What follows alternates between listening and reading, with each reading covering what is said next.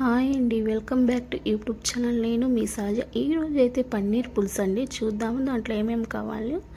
అయితే పన్నీరు చూడండి, పన్నీర్ పులుసు స్టవ్ మీద అయితే డబ్బర పెట్టేసాను. పన్నీర్ అయితే పెట్టానండి, కొద్దిగా ఆయిల్ వేసి కాల్చుకుంటున్నాను. బాగుంటుందండి కాల్చుకుంటే.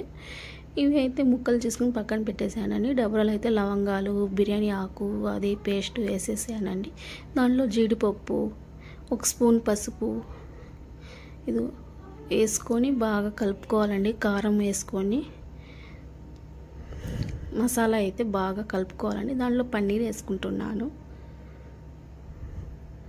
పన్నీర్ అయితే వేసేసానండి. ఈ మసాలా అంతా పన్నీర్కి తగలాలండి.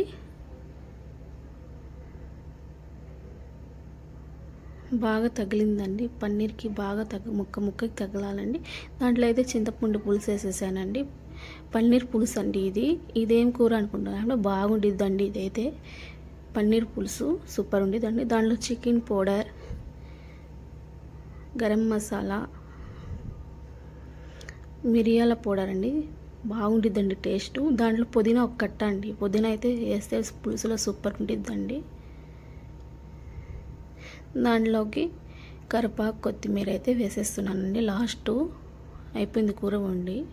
ఇదిగోండి, కొద్దిగా చూసి ఉప్పు వేసుకుంటే బాగుండేదండి. ఇంత చింతపండు అయితే బాగుండిద్దండి. కొద్దిగా ఇది పన్నీర్ పులుసు అయితే అయిపోయిందండి. దాంట్లోకి అయితే పుల్క అండి.